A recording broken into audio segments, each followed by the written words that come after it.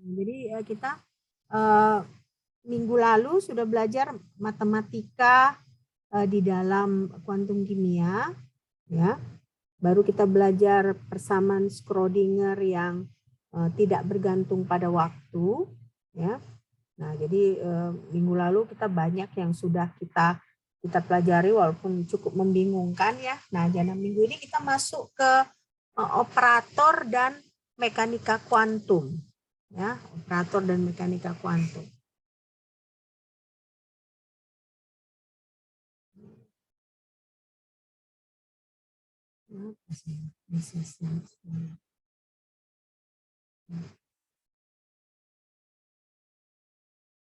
Oke, kalian lihat slide saya nggak?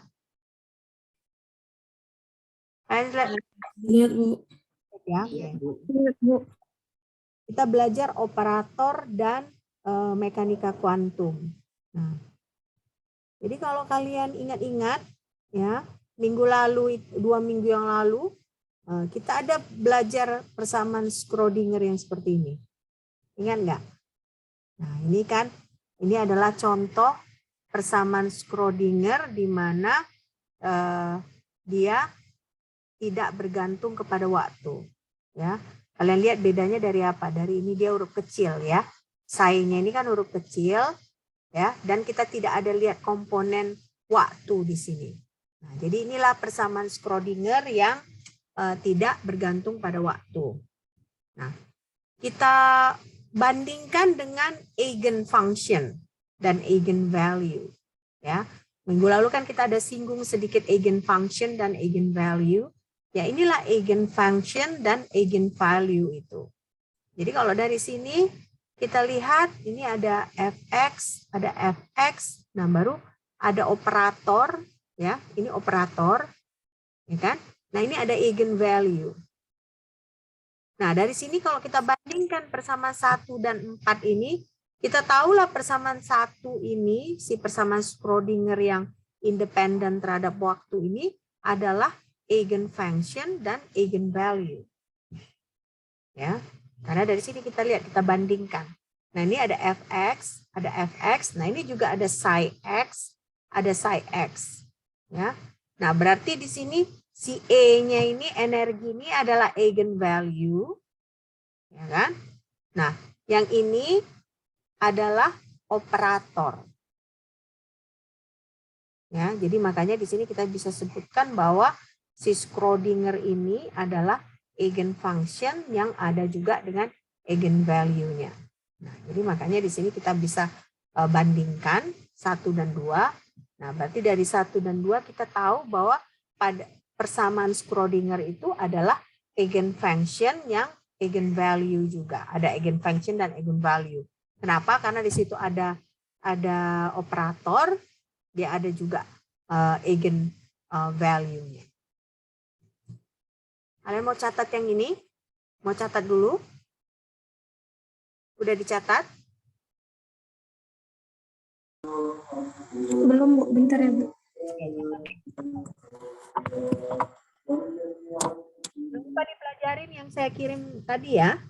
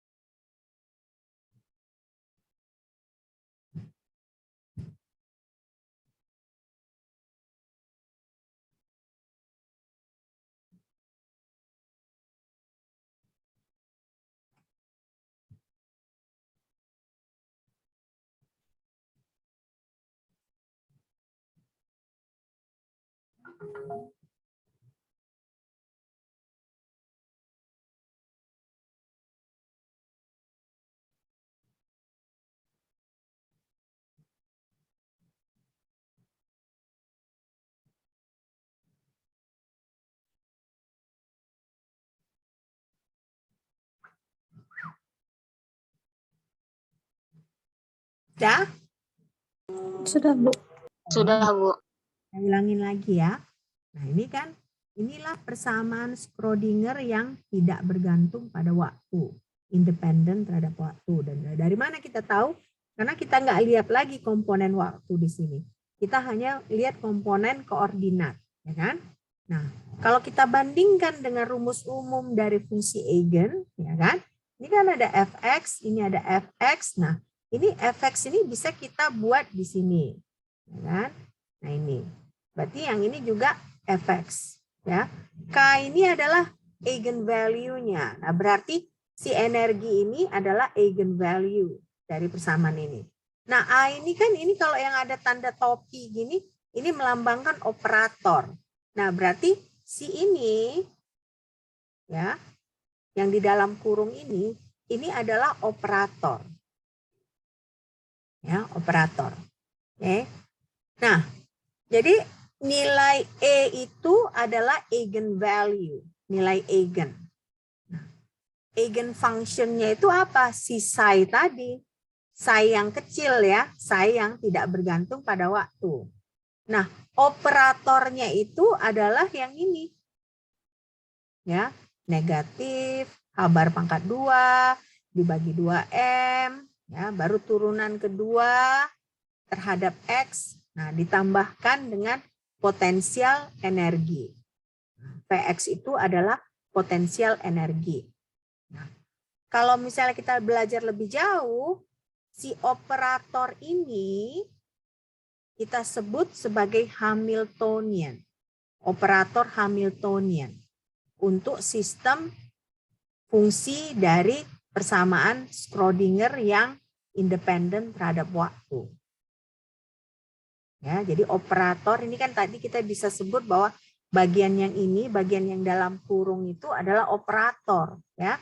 Nah, operator ini kita sebut sebagai Hamiltonian operator. Ya, Hamiltonian operator.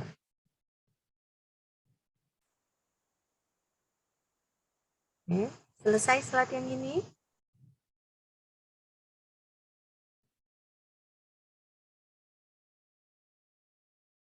Selesai? Belum, Bu. Bentar ya, Bu. Oh, ya.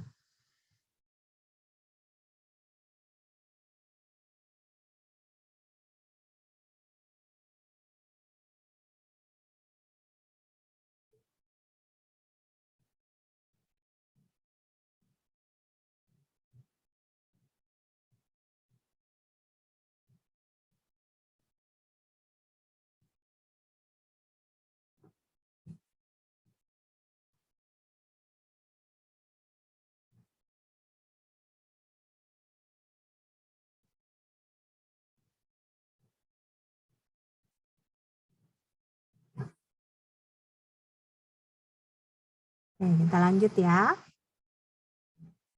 Nah, jadi kalau kalian wonder, ya, saya suka gitu menggabungkan dengan history ya, supaya pelajaran ini jangan terlalu membosankan. Nah, inilah gambarnya Sir William Rowan Hamilton itu. Jadi dia yang menemukan, dia setidaknya dia yang merancang fungsi Hamiltonian tadi, ya. Nah, jadi dia sebenarnya memulainya dari gerak Newton, ya. Nah, gerak Newton yang melibatkan fungsi H. Ya, fungsi H atau fungsi Hamiltonian. Nah, ini orangnya memang botak lagi kan. Memang kalau berpikir terlalu keras selalu ya akhirnya seperti itu ya. Rambut berguguran. Oke. Nah, jadi si Hamiltonian operator itu ya khusus untuk fungsi di mana energi potensial itu hanya fungsi dari koordinat. Ya, makanya kita memakai persamaan Schrödinger yang tidak bergantung pada waktu. Ya, karena kita hanya bisa memakai Hamiltonian operator itu untuk energi potensial yang hanya fungsi koordinat. Jadi tidak fungsi waktu, tetapi hanya fungsi koordinat. Makanya kalau kita lihat di persamaan Schrödinger itu kan ditambahkan Vx. Nah, tidak Vxt, tapi Vx. Jadi hanya fungsi dari koordinat. Nah, lalu energi totalnya itu tetap konstan terhadap waktu. Jadi tidak ada perubahan kalau energi total itu dia conserve atau bahasa Inggrisnya. Nah, saya cari bahasa Indonesianya disebut dilestarikan. Tapi sebenarnya kalau dalam textbook di bahasa Inggris disebut he is conserved atau dilestarikan. Nah, makanya di sini energi total itu tetap konstan. Nah, sementara energi potensial itu dia merupakan fungsi dari koordinat. Ya. Nah, inilah baru kita mau bisa menggunakan si Hamiltonian operator tadi. Ya.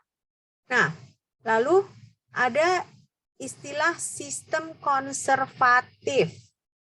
Nah, jadi kalau kita mau memakai si Hamiltonian ini, dia harus sistem konservatif. Apa masuk sistem konservatif? Berarti ada juga kaitannya dengan fisika klasik ya, klasik dan mekanik. Nah, artinya total energi itu ya, dia itu dinyatakan dalam fungsi koordinat dan konjugat momenta. Ya. Jadi dalam hal koordinat dan konjugat momenta. Nah, kalau konjugat kan kalian pasti ingat, oh, ini berarti bilangan kompleks, ya kan?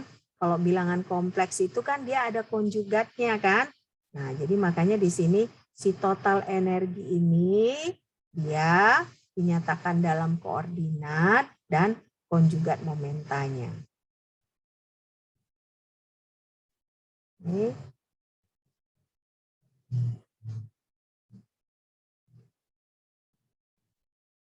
Sudah ya slide ini?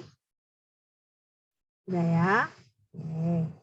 Nah, jadi makanya kita karena ada koordinat, ada momenta, ya momenta itu kan P, ya kan P. Nah, berarti kalau begitu dia kalau berdasarkan koordinat, nah berarti yang kita perhatikan itu adalah koordinat Kartesian, yaitu X, Y, dan Z. Nah, berarti komponen dari momentumnya itu juga harus dalam X dan Y dan Z. Makanya tidak hanya P. P itu kan momentum. Nah, momentum itu tidak kita lihat hanya satu dia kan vektor. Nah, jadi makanya yang kita lihat itu PX, PY, PZ. Ya. PX, PY, dan PZ. Nah, baru apa itu PX? PX itu ya dia ekuivalen nih 3 ya. Nah, ini dia bukan sama dengan ya, tapi dia garis 3 ini ekuivalen. M massa dikali Vx. Nah, Py itu M dikali Vy. Nah, Pz M dikali Vz. Nah, berarti di sini si momentumnya ini ya dia vektor. Kenapa dia vektor? Karena berarti kan si kecepatannya itu tidak kita lihat lagi kecepatan itu satu nomor dia, tapi maksudnya dia kecepatannya itu adalah komponen kecepatannya dalam arah X, Y, dan Z. Nah, jadi makanya kalian harus buka lagi catatan matematika kimia. Nah, di catatan matematika kimia pasti ada bagaimana perhitungan memakai vektor. Ya. Oke.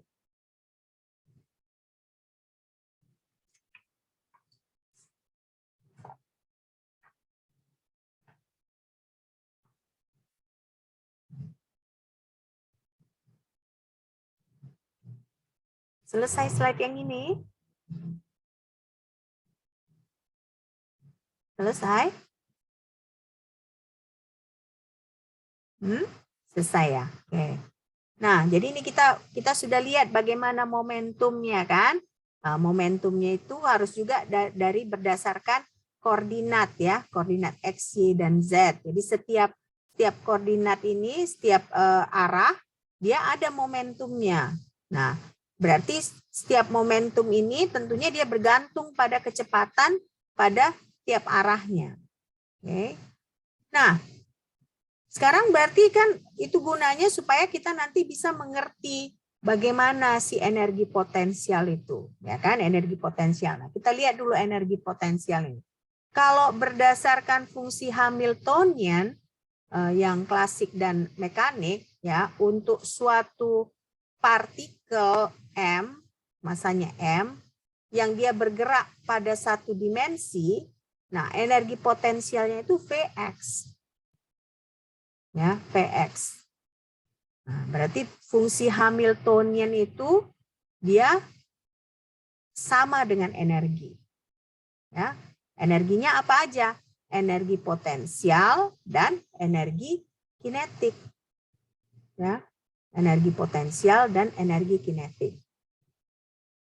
Karena kan kalau kalian ingat lagi, kan tadi kan si persamaan Schrödinger itu kan dia negatif H bar pangkat 2 dibagi 2M, turunan kedua dan terhadap X, ya, ditambah Vx. Nah, baru itu dalam kurung. Nah, dia dalam kurung, baru psi X sama dengan E psi X.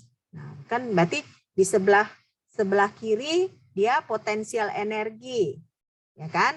Di sebelah kanan dia E, nah, energi. Nah, jadi makanya di sini fungsi Hamiltonian itu dia sama dengan energi, karena kalau kita sama dengan kan dia E dikali psi X. Nah, berarti kan dia ada E-nya di situ. Nah, E-nya itu dia itu terdiri dari energi kinetik dan energi potensial.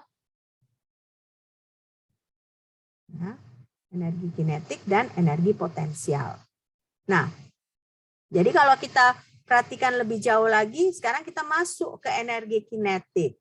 Nah, kalau dari segi klasik, ya, energi kinetik itu kan setengah mvx pangkat 2. Ya, setengah mvx pangkat 2. Nah, sementara kalau kita mau berbicara Hamiltonian, ya, operator Hamiltonian, dia itu hanya fungsi koordinat dan momenta. Bukan fungsi kecepatan. Nah, karena itu si Vx-nya ini harus kita ubah menjadi momentum. Ya. Nah, balik lagi kita kan ingat tadi, Vx itu adalah sama dengan Px dibagi M. Ingat kan tadi? Kalau Px itu Vm dikali Vx. Nah, jadi kita balikkan. Nah, jadi Vx-nya apa?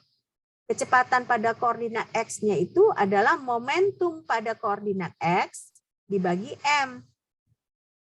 Nah, karena itu kita tidak pakai lagi si energi kinetiknya ini. Jadi Vx pangkat 2 itu kita gantikanlah dengan Px kuadrat dibagi M pangkat 2. Nah, makanya bentuk energi kinetik kalau untuk operator Hamiltonian adalah Px pangkat 2 dibagi 2M. Nah, ngerti kan kalian bagaimana ini berubah menjadi ini? Ngerti kan? Ngerti nggak? Ibu. Hah?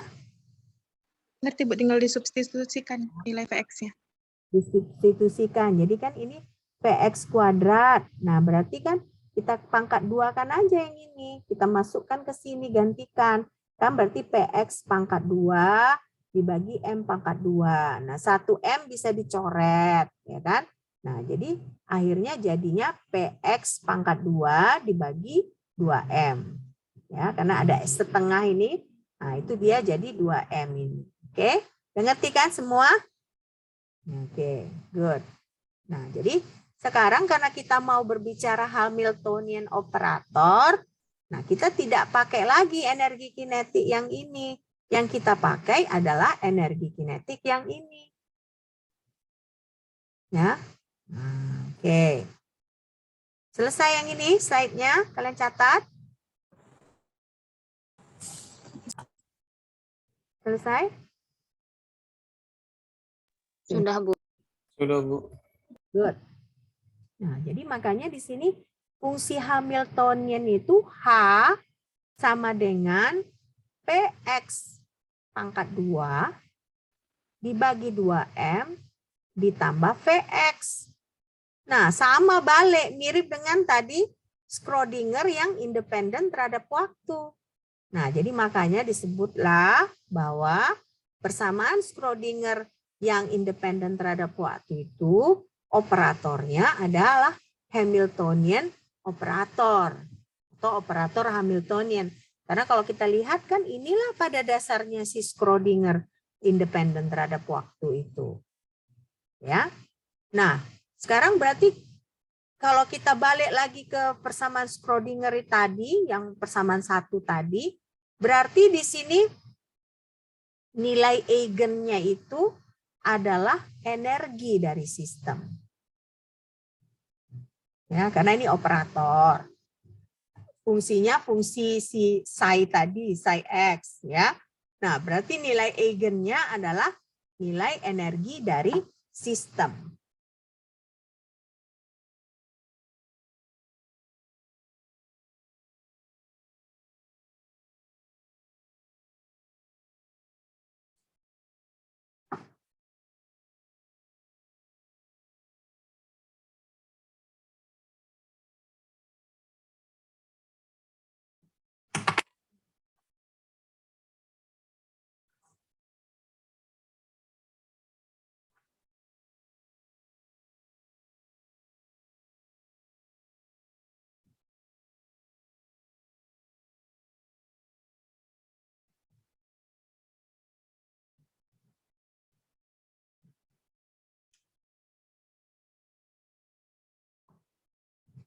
Oke, selesai slide yang ini?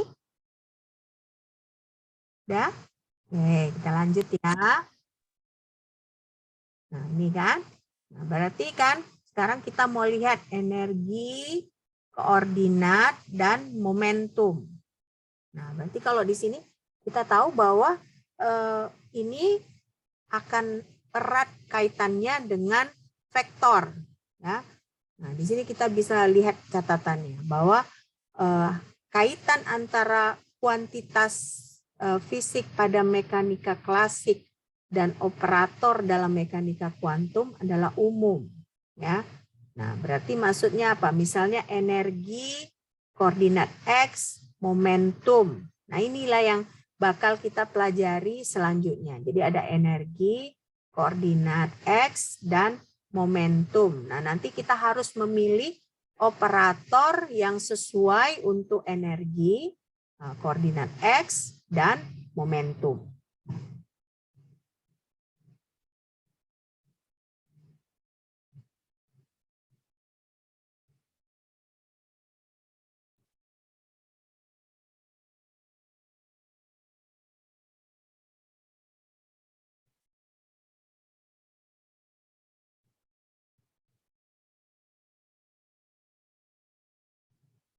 Jadi setiap ini kan sifat fisiknya, energi, koordinat x, dan momentum.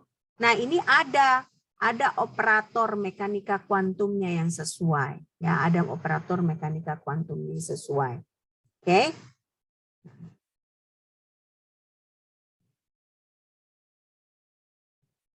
Nah, jadi makanya saya selalu bilang kan, kalau kita belajar mekanika kuantum ini, kita harus pelan-pelan, kita catat, kita mengerti, ya. Karena saya tahu ini bukan pelajaran gampang. Ya, saya selalu bilang ini bukan pelajaran gampang. Ini pelajaran sulit, ya.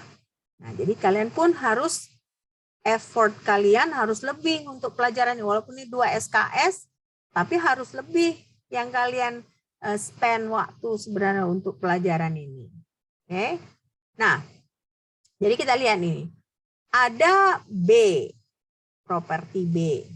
Nah, si A harus ditemukan operator yang sesuai dengan properti B ini. Kalau kita lihat B-nya ini kan dia ini sebenarnya vektor.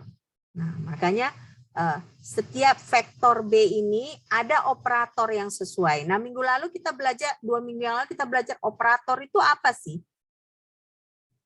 Ada nggak yang ingat definisi operator?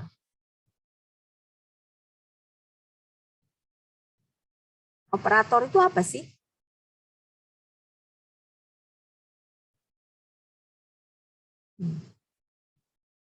Apa itu operator?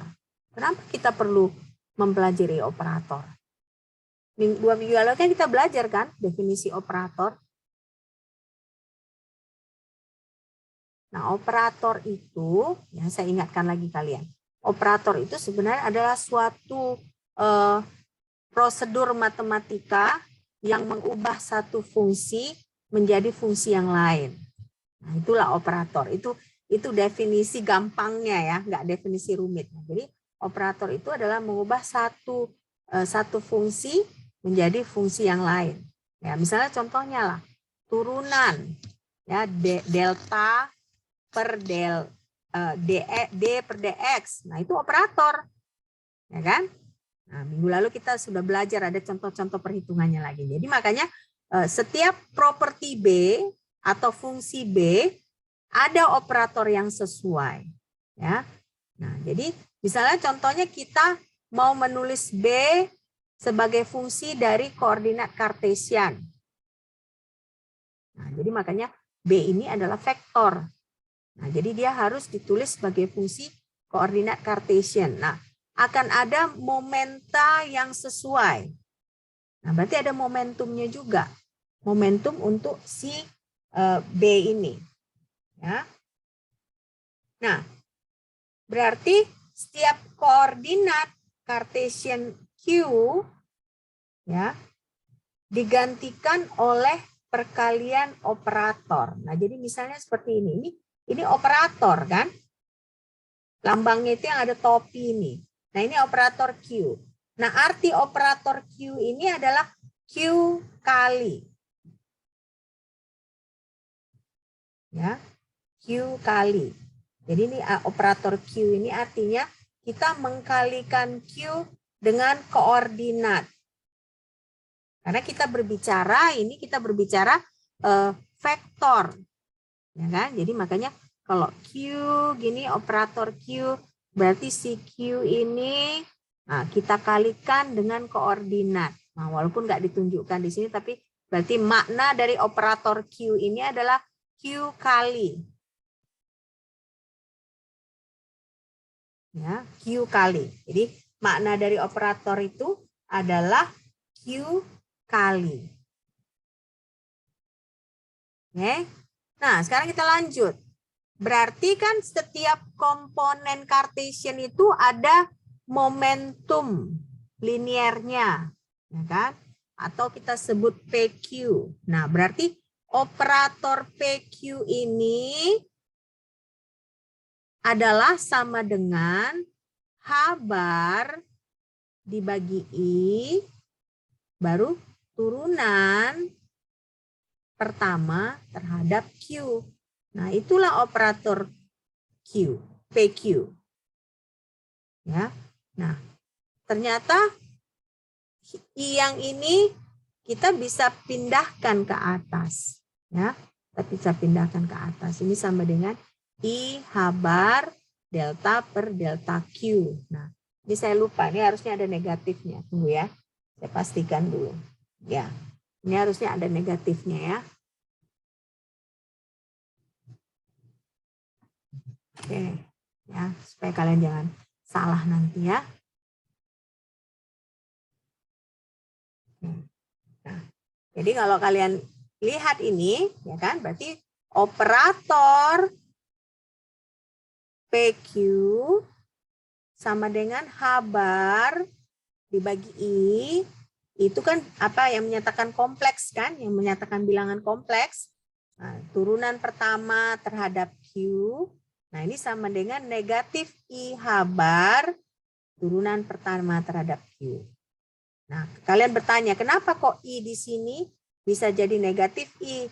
Nah, ini dia prosesnya. Jadi 1 per I itu sama juga dengan I per I pangkat 2. Ya kan? Nah, ini sama dengan 1 per negatif 1. Nah, makanya sama dengan negatif I. Ya kan, kalau misalnya I pangkat 2 kan, I dicoret I kali I, ya kan? Jadi 1 per I juga kan? Nah, tapi kita bisa ubah, kita bisa konversikan 1 per I itu sama dengan I pangkat I dibagi I pangkat 2 Nah, sama dengan kalau I di pangkat 2 kan negatif 1 kan? Karena kan I itu kan akar negatif 1. Nah, jadi makanya I per negatif 1 atau sama dengan negatif I. Nah, jadi ini makanya dijelaskan lagi I itu sama dengan akar negatif 1. Nah, delta per del Q ini adalah operator juga, ya. Operator yang menyatakan turunan parsial tetapi untuk koordinat Q. Nah, jadi makanya di sini operator PQ ini dia kita kalikan negatif I H bar terhadap turunan parsial terhadap koordinat Q.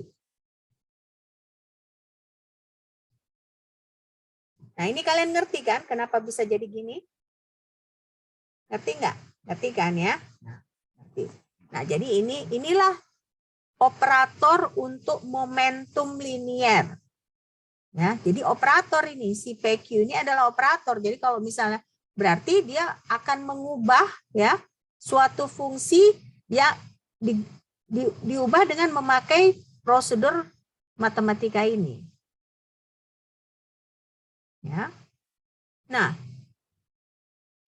jadi makanya di sini ada contohnya. Berarti kalau operator X, berarti X dikali. Nah, operator Y dikali. Operator Z dikali.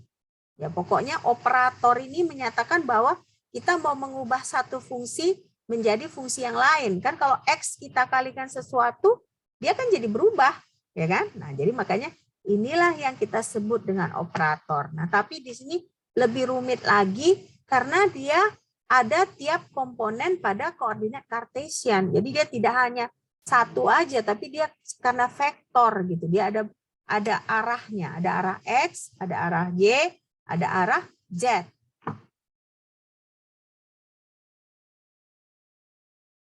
Nah, jadi kalau misalnya saya tanyakan operator PX itu bagaimana? Kalau saya bertanya ke kalian, operator PX bagaimana?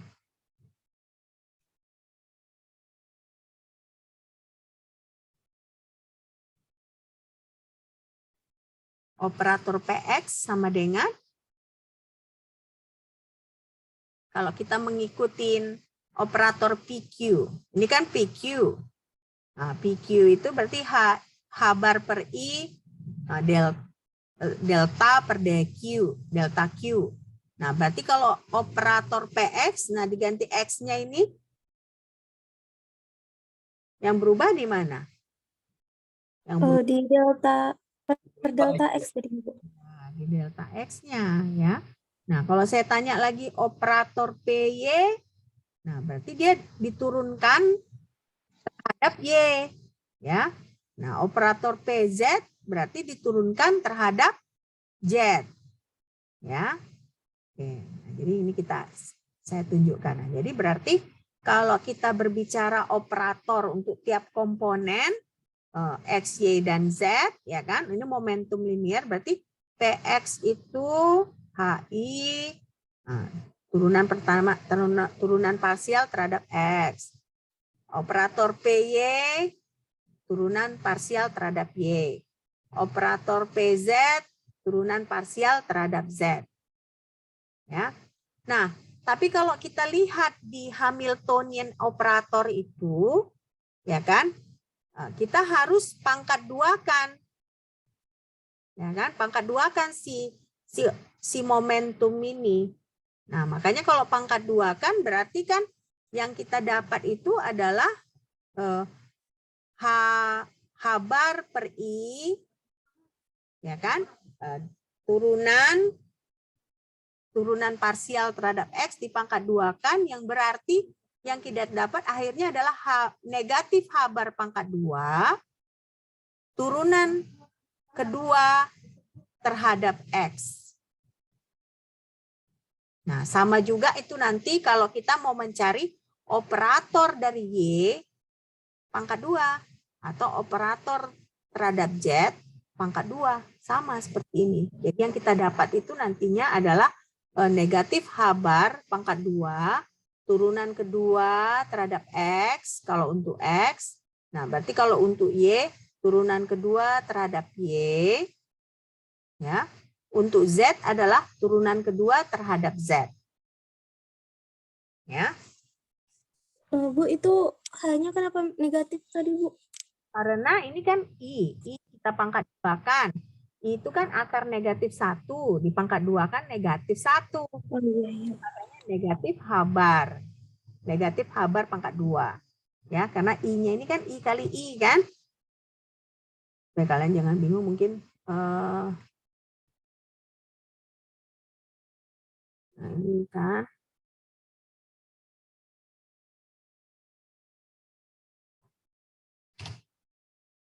ya.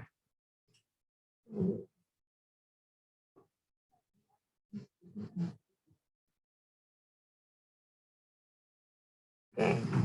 Dah. Oke, udah ngerti ya? Udah ngerti kan? Sudah, Bu.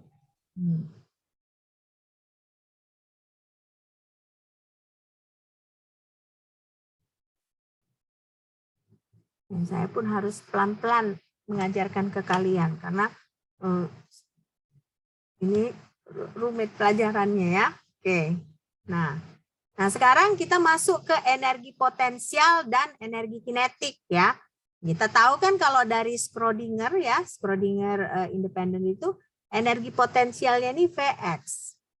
Ya. Nah, ternyata itu ya Vx itu adalah sama dengan AX pangkat 2. Ya, AX pangkat 2. Nah, baru berarti ini maksudnya operator energi ini itu sama dengan AX pangkat 2 dikalikan. Nah, jadi inilah definisi operator energi potensial. Ya, karena Vx-nya itu adalah AX pangkat 2. Nah, berarti kalau misalnya kita jadikan si Vx ini operator energi potensial, nah pada dasarnya kita mengkalikan nanti fungsi yang lain itu dengan AX pangkat 2. Ya, AX pangkat 2.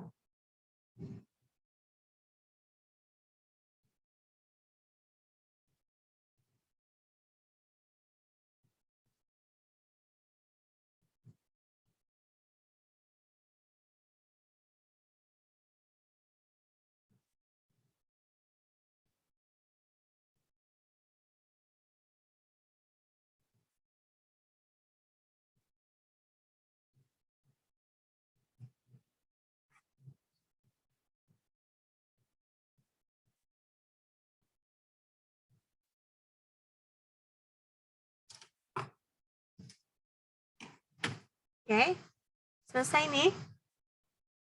Oke. Nah, tapi secara umum sebenarnya operator Vx ini, ya kan, operator Vx ini pada dasarnya adalah kita mengalihkan si potensial energi ini dengan fungsi yang lain, gitu ya, untuk setiap energi potensial. Nah, sekarang kita masuk ke energi kinetik. Nah, tadi kalau di fisika klasik kan energi kinetik kita lambangkan sebagai EK, gitu ya, energi kinetik.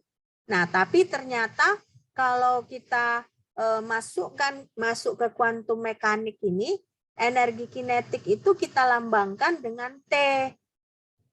Ya, dengan T. Nah, tadi kan kita udah sedikit singgung. T itu adalah Px pangkat 2 dibagi 2M. Ya kan?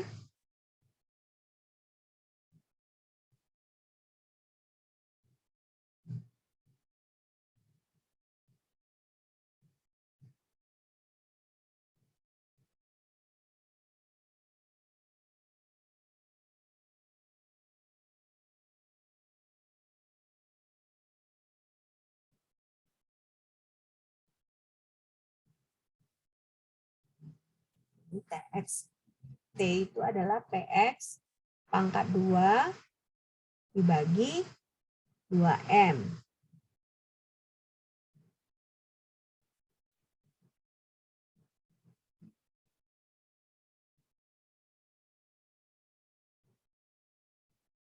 Oke.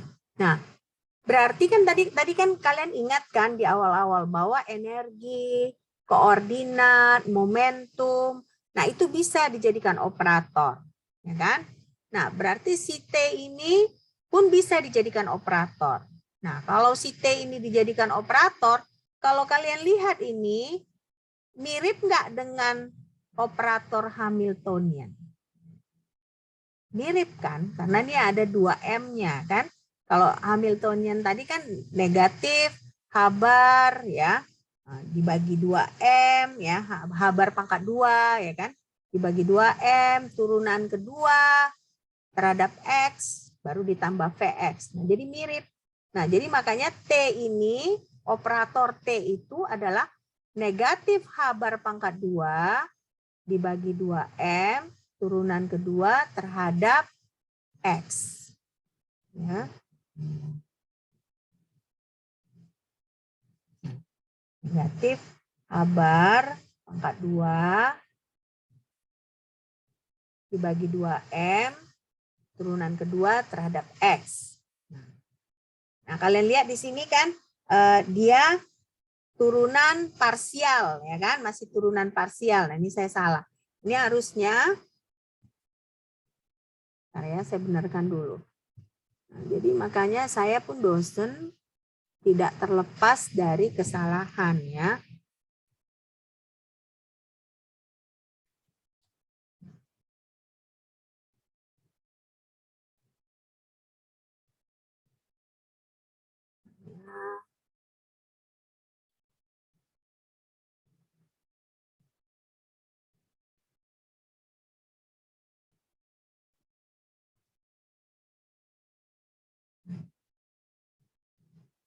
Nah, kelihatan slide saya kan?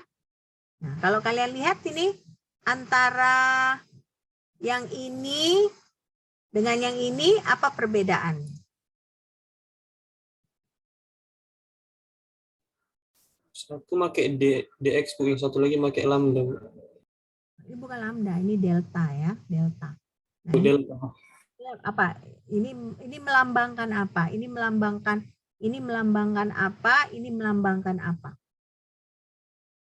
Kalau dia yang D-nya kayak gini, yang dia melengkung-melengkung ini melambangkan turunan apa?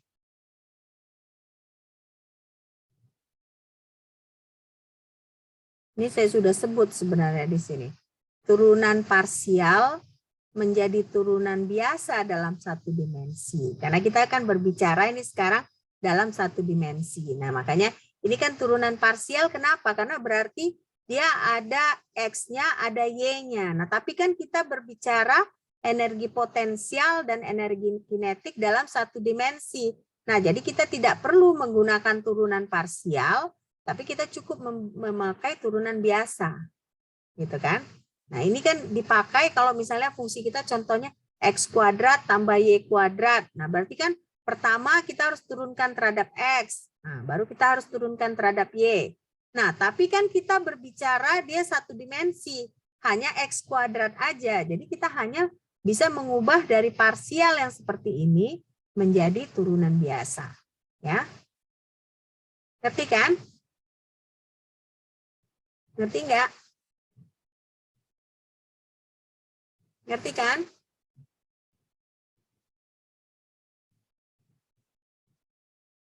Halo? Halo? Saya minta maaf ya. Ngerti kan maksudnya ini kan? Ngerti nggak? Hah?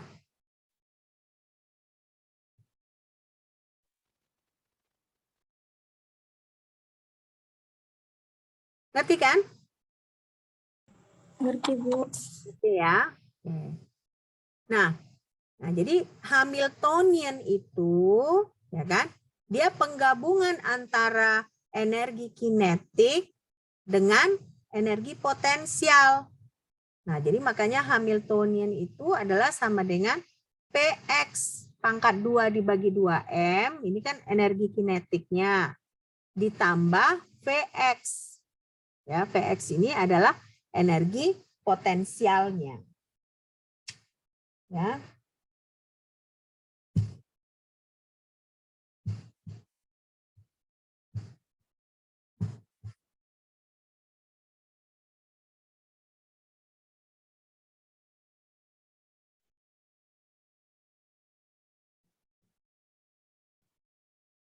Nah, jadi kalau kalian tanya Hamiltonian operator itu, berarti Hamiltonian operator itu adalah jumlah dari energi kinetik dengan energi potensial. Kalau secara sederhananya kita bilangnya bahasanya, nah berarti ini sama dengan Px pangkat 2 dibagi 2M, nah, ditambah Px. Ya.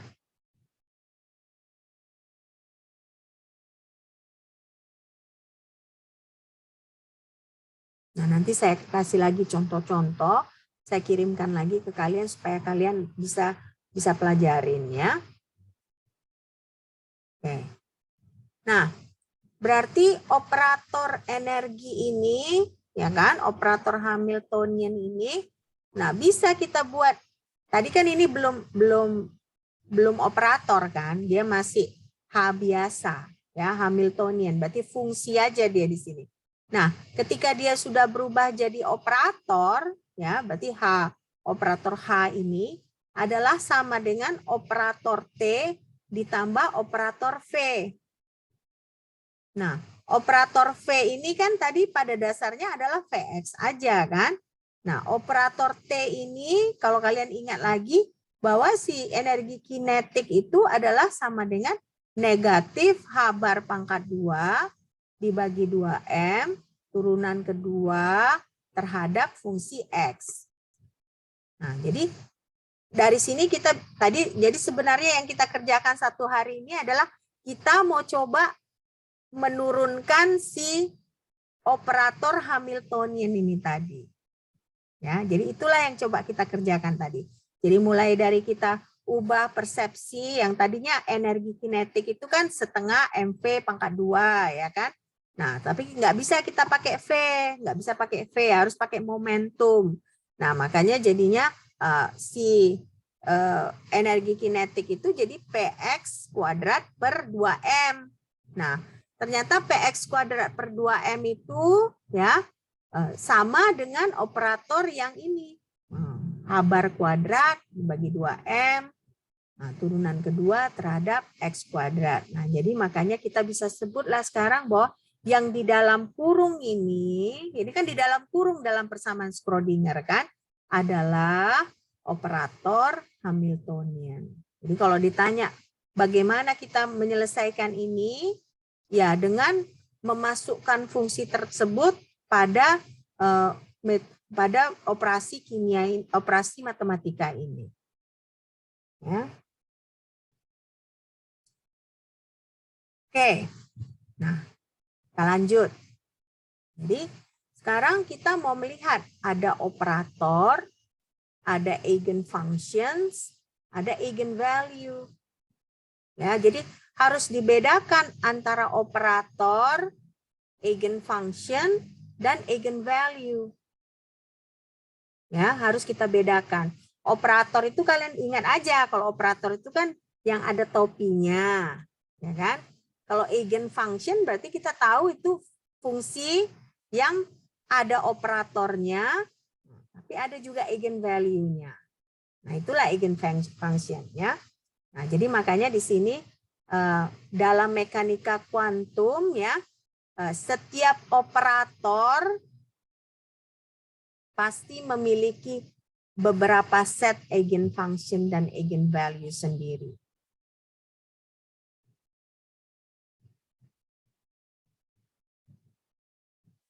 Ya, dalam setiap operator memiliki eigenfunction dan eigenvalue sendiri. Nah, masuk ke sini kita. Misalnya ini ada B, operator B. Nah, ini operator B ini merupakan operator mekanika kuantum. Ya. Nah, berarti si operator B itu pasti punya eigenfunction yang dilambangkan dengan Fi dan akan punya Bi yang merupakan eigenvalue. Ya, jadi kalau kita tulis operator B dikali FI sama dengan BI dikali FI. Nah, ini bisa 1, 2, 3 dan panjang dia, bisa banyak gitu. Nah, jadi si B itu operator, pasti ada corresponding eigenfunctionnya, yaitu FI.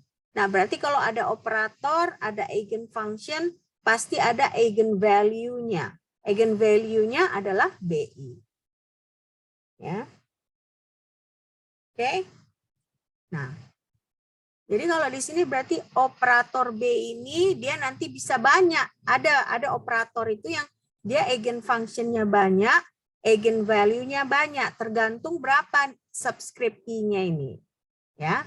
Nah, biasanya operator B ini adalah operator diferensial yang berarti turunan, ya. Nah, jadi nanti solusinya itu si fungsi eigennya, eigenfunctionnya, juga eigenvalue-nya. Nah, kemarin kalian di matematika kimia ada belajar persamaan diferensial nggak? Ada nggak? Izin Bu, sebenarnya kami belum pernah belajar matematika kimia, Bu. Oh, enggak. Ya, kami semester 1 belajar kalkulus. Oh, kalian nggak ada ngambil matematika kimia? Di begini kami nggak ada mata kuliah itu. Sekarang ada loh. Di 2020 baru ada muncul. Mulai anak 2020. Baru ada ya. Aduh, kasihan kali kalian ya. Menderita kali ya kalian ini ya. Aduh. Gimana lah kita buat ini ya. Pada kalian perlu sekali ya matematika di sini ya. Makanya kalian banyak bingungnya ya. Karena kalkulusnya mungkin tidak mengajarkan ini secara detail. Nah, jadi ini yang kita pelajari ini sebenarnya itulah yang namanya persamaan diferensial. Ya, jadi si operator B ini adalah persamaan diferensial yang kalau kita selesaikan akan memberikan solusi fungsi eigen dengan eigenvalue. Oke. Makanya dari kemarin saya bilang, coba lihat lagi catatan matematika kimia kalian. Makanya kalian bengong gitu ya. Kok kalian nggak bilang dari kemarin-kemarin? Nah, nanti saya kirim lagi ke kalian contoh-contohnya ya, penyelesaiannya ya, biar kalian ada sedikit bantuan ya. Oke. Oke. Ya, kita lanjut. Nah, makanya kalian harus lebih keras lagi, harus belajar ini. Ya, karena berarti basic kalian matematikanya belum sekuat anak angkatan 2020 berarti ya. Oke. Nah, sekarang berarti postulat, kita lihat postulat mekanika kuantum ini. Berarti postulatnya bahwa apapun fungsi keadaan dari sistem, ya, pengukuran properti B ini akan menghasilkan eigenvalue BI dari operator B. Jadi selalu itu nanti seperti ini, seperti yang ini ya. Nah, dia pasti kalau ada properti B, ada operator B, nah pasti ada fungsi eigennya, eigenfunctionnya, dan akan ada eigenvalue-nya. Ya. Nah, itu arti dari yang slide ini. Jadi mekanika kuantum itu menjelaskan seperti itu. Nah, berarti kalau misalnya kita mau lebih lanjut lagi melihat bahwa misalnya kalau kita lihat di si Schrödinger itu tadi, nah eigenvalue-nya itu adalah energi, operator energi. Jadi eigenvalue dari operator energi Hamiltonian itu adalah yang ini. Ya, jadi berarti tunggu dulu, saya tunjukkan lagi slide-nya ya. Kita balik lagi ke slide pertama ya. Di slide pertama ini kan sekarang berarti kan kita bisa lihat ya. Nah, berarti di sini eigenvalue-nya itu adalah si energi ini. Ya kan? Nah, eigenvalue-nya adalah energi.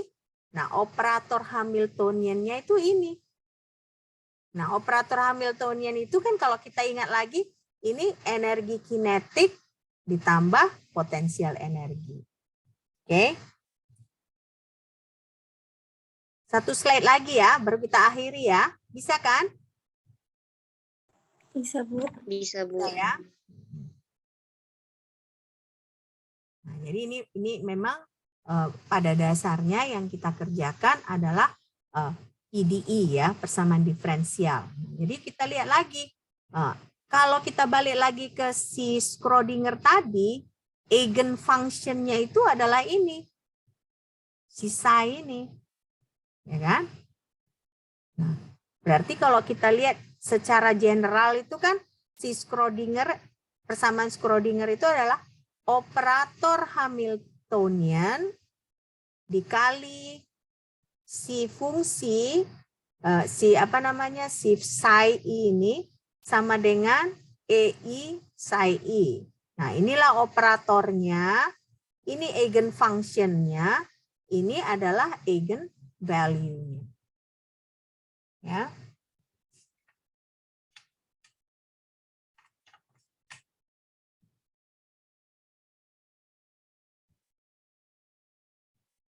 Nah, saya rasa hari ini lebih jelas dibanding 2 minggu yang lalu ya, kalau menurut saya ya. Sepertinya lebih jelas lagi karena kita sudah tahu sekarang ya bahwa ternyata memang benar si operator si persamaan Schrödinger itu yang di bagian kirinya itu adalah pada dasarnya operator ya, yaitu operator Hamiltonian. Oke. Nah, kalau kita mau kembangkan lagi persamaan 13 ini, nah kita dapatlah ini. Nah, apa ini? Ini tadi adalah persamaan Schrödinger independen terhadap waktu. Nah, tapi kalau kita bisa lihat di sini ini adalah sistem satu dimensi, satu partikel. Nah, nanti baru kita pelajari lagi particle in the box ya. Nah, partikel dalam kotak. Nah, sebelum kita mempelajari partikel dalam kotak, itu tadi udah coba turunkan pelan-pelan kan. Jadi satu hari ini yang kita pelajari kita adalah mencoba menurunkan operator Hamiltonian. Nah, makanya kita akhirnya dapatkan ini, operator Hamiltonian. Nah, dari sini kita tahu bahwa persamaan Schrödinger yang independen terhadap waktu ini, dia satu dimensi. Kenapa satu dimensi? Karena dia hanya bergantung pada koordinat. Nah, dia satu partikel. Nah, makanya dia ada M-nya di sini. Satu M kan, satu jenis M.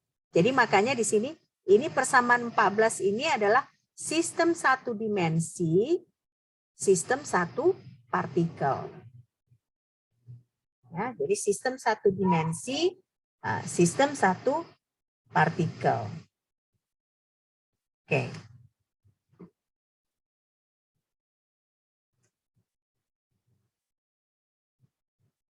Sampai di sini apa ada pertanyaan? Ada pertanyaan? Nah ya, nah, saya rasa cukup ke hari ini.